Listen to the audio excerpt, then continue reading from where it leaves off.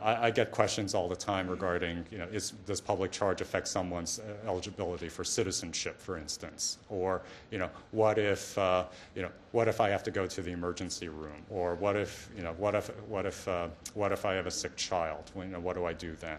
So, the rules on public charge, which is actually the third handout, this is the INS document. It's called Summary, are actually fairly straightforward, and they've been clarified like this for the past 10 years or so. But so many of you may be familiar with this already, but just as a reminder. Okay, public charge is an issue because under immigration law, the immigration authorities can deny admission to the United States to an individual whom the Immigration Service believes will rely on public assistance for their subsistence, either prospectively or in some cases retrospectively. So someone can be denied someone who's applying for a green card can be denied that green card based on public charge considerations. In some cases, let me back up. Public charge is also a grounds for deportability, which means that in some cases the Immigration Service may go back, look at whether someone has used public benefits and within their first 5 years of being in the United States, and if that person has, then that person may be deported. So this public charge has been on the books in more or less for about 100 years. It was meant, it's historically meant to keep poor immigrants out of the United States. So in 1996, the immigration laws bolstered the public charge requirements by requiring that most immigrants who are coming to the United States based on a family sponsorship will need to have their family sponsor complete what's called an affidavit of support, which establishes that the sponsor has enough income to support his own family plus the intending immigrant and any family members that intending immigrant brings over, spouses or children. And the threshold is 125% of poverty level for the size of the entire household, including the intending immigrant and any family members. And the intent of this was to, first off, use this as a prerequisite for the immigrants coming in, but also these are enforceable contracts so that if the intending immigrant comes in, then immediately goes on TANF, then the state issuing the TANF benefits can then bill the family sponsor. I don't know of any states that have gone so far as to do that yet, but it's on the books. So, what counts for public charge then? Okay, cash benefits like TANF and long-term medical assistance. This is institutionalized care paid for by Medicaid. So, what does that leave out? It leaves out most medical assistance. It also leaves out all nutrition programs. It also leaves out all programs that are granted in kind. So food that's given at a pantry does not count. Heating assistance does not count. Lots of other benefit programs do not count toward public charge. It's only those two categories: cash assistance and long-term institutionalized care covered by medical assistance. Okay. Now, again, keep in mind that for most permanent residents coming in now, they're subject to the 5-year bar. They're not even going to be eligible for this to begin with. So, public charge is probably not going to come up as an issue at all.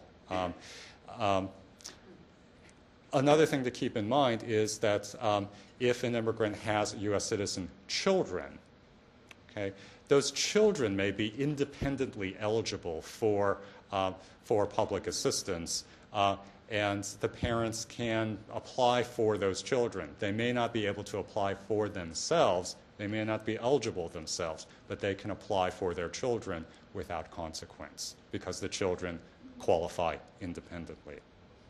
Okay. The other big question regarding public charge is, does it affect citizenship? No, not at all.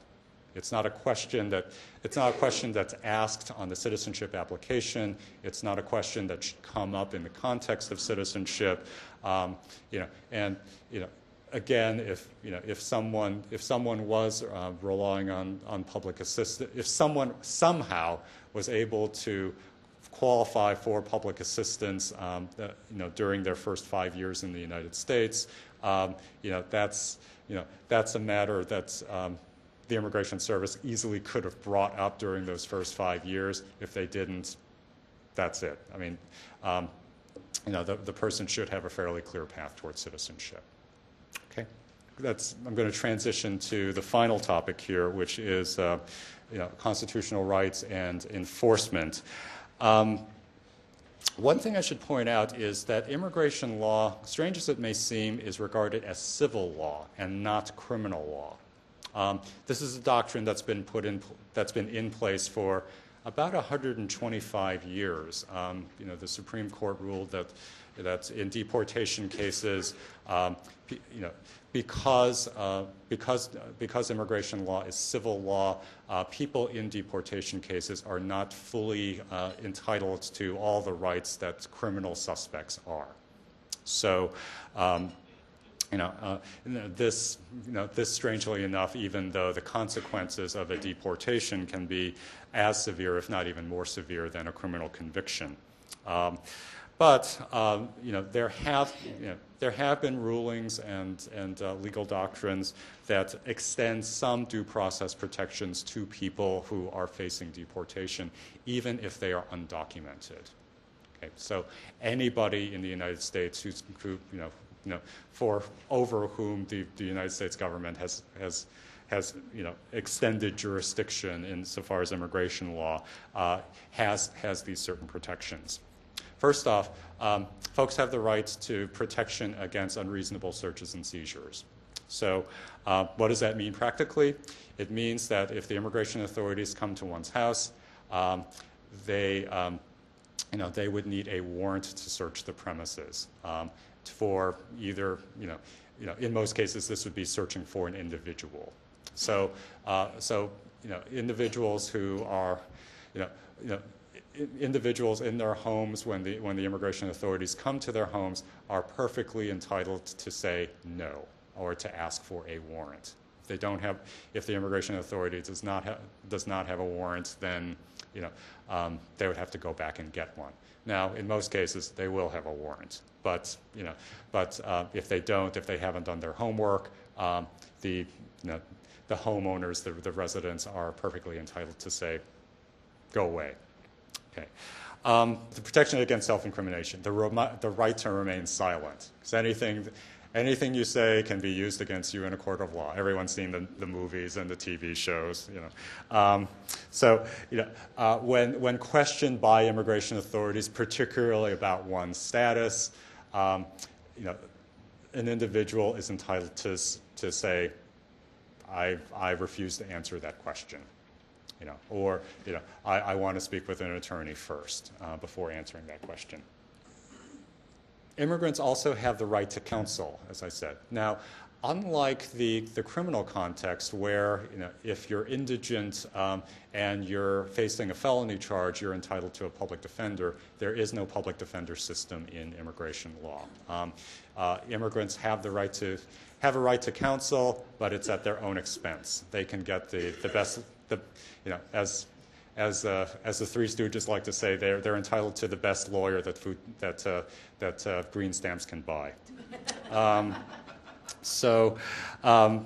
But fortunately, in many areas of the country, there are good, high-quality legal service offices that can provide free or sliding-scale representation for people in deportation cases.